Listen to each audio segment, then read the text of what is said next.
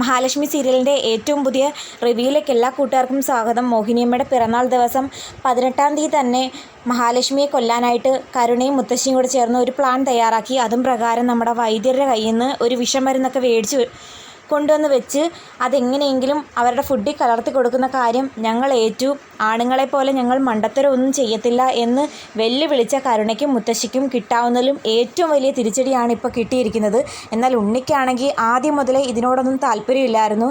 എന്തായാലും പ്രഗ്നൻ്റ് ആയിട്ടിരിക്കുന്ന ഈ സമയത്ത് അവിവേകമൊന്നും കാണിക്കാൻ പോകണ്ട, സമാധാനത്തോടെ മുന്നോട്ട് പോകാൻ നോക്ക്. പലതവണ കണ്ണനെയും മഹാലക്ഷ്മിയും കൊല്ലാനായിട്ട് പല പ്ലാനും ഉണ്ണിയും മേഘനും വാമദേവനും ഒക്കെ തയ്യാറാക്കിയെങ്കിലും അതൊന്നും നടന്നില്ല. അതിൻ്റേതായിട്ടുള്ള ആശങ്കയിലാണ് ഉണ്ണി അങ്ങനെ പറയുന്നതെങ്കിലും കരുണ അതൊന്നും ചെവികൊള്ളാൻ തയ്യാറായിരുന്നില്ല. അതിൻ്റെ എല്ലാം ഫലം ഇപ്പോൾ കരുണ അനുഭവിക്കുന്നുണ്ട്. കരുണയ്ക്ക് ഇതുവരെ ബോധം വീണിട്ടില്ല. ബോധം വീണാൽ തന്നെ കുഞ്ഞ് നഷ്ടമായ കാര്യം എങ്ങനെ അവളെ അറിയിക്കുമെന്നുള്ള വിഷമത്തിലാണ് മുത്തശ്ശിയും പ്രതാപനും ഒക്കെ. അങ്ങനെ മുത്തശ്ശിയും കൂടെ ഹോസ്പിറ്റലിൽ വരുന്നുണ്ട്. ഉണ്ണിമോനോട് ചോദിക്കുന്നുണ്ട്, കരുണമോക്ക് ബോധം വന്നോ, ഞങ്ങളെയൊക്കെ തിരക്കിയിരുന്നോ എന്നൊക്കെ ചോദിക്കുമ്പോൾ ഉണ്ണി പറയുന്നു, ഇതുവരെ ബോധം വീണിട്ടില്ല. പോയി മുത്തശ്ശി പോയി, ഞങ്ങളുടെ കുഞ്ഞെന്ന സ്വപ്നം പോയി. ആ മോഹിനി എന്ന് പറയുന്നവളും അവളുടെ മോളൊരുത്തിയുണ്ടല്ലോ മഹാലക്ഷ്മി, അവളും കൂടി പ്രാർത്ഥിച്ച നമ്മുടെ കുഞ്ഞിനെ കൊന്നത്. അതേസമയം ഡോക്ടർ വന്ന് അവരോട് പറയുന്നുണ്ട്, കരുണയുടെ കണ്ടീഷൻ ഒരല്പം സീരിയസാണ്, എന്തു പറ്റിയതാണെന്ന് ശരിക്കും മനസ്സിലാവുന്നില്ല. പല ടെസ്റ്റുകൾ നടത്തിയെങ്കിലും അതിലൊന്നും കുട്ടിക്ക് എന്താ സംഭവിച്ചതെന്നുള്ള കാര്യം വ്യക്തമായിട്ടില്ല എന്ന്. അന്നേരം മുത്തശ്ശിക്ക് ചില സംശയങ്ങൾ തോന്നുന്നുണ്ട്. മുത്തശ്ശി ആ സംശയം പ്രതാപനോടും അറിയിക്കുന്നു. വിഷം കലർത്തിയ പായസം കരുണമോള കുടിച്ചിരിക്കുന്നതെന്ന് തോന്നുന്നു. വിഷമരുന്ന് തന്ന ആ വൈദ്യർ അപ്പോഴേ പറഞ്ഞിരുന്നു, ഒരു ഡോക്ടർമാർക്കും എന്താ ഉള്ളിൽ പോയിരിക്കുന്നതെന്നുള്ള കാര്യം കണ്ടുപിടിക്കാൻ പറ്റില്ലെന്ന്. കണ്ണന് കരുണയ്ക്ക് ഇങ്ങനെയൊക്കെ സംഭവിച്ചു എന്നറിഞ്ഞിട്ട് യാതൊരു വിഷമവും ഇല്ല. അങ്ങനെ മഹാലക്ഷ്മിയുടെ നിർബന്ധം സഹിക്കാൻ വയ്യാഞ്ഞ് അവർ ഹോസ്പിറ്റലിലേക്ക് വരുന്നുണ്ട്. അവരെ കണ്ടതും മുത്തശ്ശിക്ക് ദേഷ്യം സഹിക്കാൻ പറ്റുന്നില്ല. സന്തോഷമായില്ലേടി, എൻ്റെ കുഞ്ഞിങ്ങനെ കിടക്കുന്നത് കണ്ട് സന്തോഷിക്കാനല്ലേ നിങ്ങൾ രണ്ടുപേരും കൂടി ഇങ്ങോട്ട് വന്നത്? നിനക്കൊരിക്കലും ഒരു അമ്മയാകാൻ പറ്റാത്തതിൻ്റെ കുശുമ്പ് നീ എൻ്റെ കൊച്ചിനെ പ്രാഗി ഇല്ലാതാക്കിയല്ലേ എന്നൊക്കെ പറഞ്ഞ് മുത്തശ്ശി എന്തൊക്കെയോ വാവിട്ട് പറയുന്നു. അത് കേട്ട് കണ്ണനാണെങ്കിൽ ഒട്ടും വിട്ടുകൊടുക്കുന്നില്ല. മറ്റുള്ളവർക്ക് ഒരു ആപത്ത് പറ്റുമ്പോൾ അത് കണ്ട് സന്തോഷിക്കുന്നത് നിങ്ങളുടെയൊക്കെ സ്വഭാവമാണ്, അല്ലാതെ എൻ്റെ മഹാലക്ഷ്മിയുടെ സ്വഭാവം അതല്ല.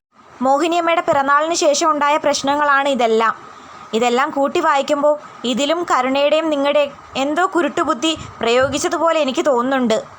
ഞങ്ങൾക്ക് വേണ്ടി ഒരുക്കിയ കെണിയിൽ കരുണ ചെന്ന് അകപ്പെട്ടതാണോന്നാ ഞങ്ങളുടെ സംശയം എന്ന് കണ്ണൻ പറയുന്നത് കേട്ടിട്ട് പ്രതാപനും മുത്തശ്ശിയും ഉണ്ണിയൊക്കെ ആകെ അങ്ങ് ഷോക്കാവുന്നു.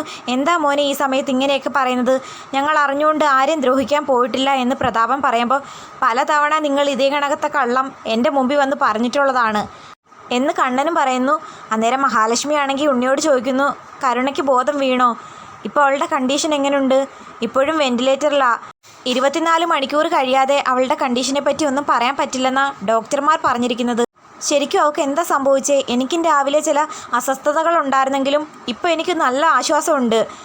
കരുണയ്ക്ക് എന്ത് പറ്റിയതാണെന്ന് എനിക്കറിയില്ല. കരുണാലയത്തിലല്ലായിരുന്നു അവൾ നിന്നിരുന്നത്.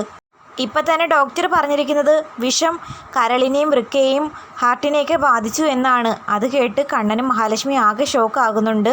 എന്തായാലും ഇത് സാധാ ഫുഡ് പോയ്സണൊന്നും അല്ല, എന്തോ വിഷമരുന്ന് ഉള്ളിൽ ചെന്നതിൻ്റെ ഭാഗമായിട്ടുള്ള പ്രശ്നമാണെന്ന് അവർക്ക് മനസ്സിലാകുന്നു.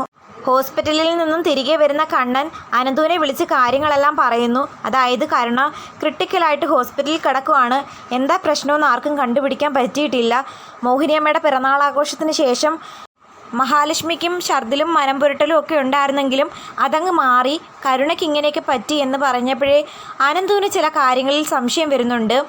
ഇനി കണ്ണനെയും മഹാലക്ഷ്മിയും കൊല്ലാൻ വേണ്ടിയിട്ട് അവരൊരുക്കിയ കെണിയിൽ അബദ്ധത്തിൽ കരുണ ചെന്ന് ചാടിയതായിരിക്കുമോ എന്നാണ് അനന്തുവും സംശയിക്കുന്നത്. ശരിക്കും എന്താ സംഭവിച്ചതെന്ന് കണ്ടുപിടിക്കാനായിട്ട് അനന്തുവും കണ്ണനും തീരുമാനിക്കുന്ന ആ ഒരു നിമിഷത്തിലേക്കാണ് കഥ മുന്നോട്ട് പോകുന്നത്. ചെയ്തു കൂട്ടിയ എല്ലാ പാപത്തിനുമുള്ള ശിക്ഷയാണ് ഇപ്പം ദൈവം കരുണയുടെ രൂപത്തിൽ കൊടുത്തിരിക്കുന്നത്. ഇതിലെങ്കിലും അവരൊന്ന് പാഠം പഠിച്ചാൽ മതി.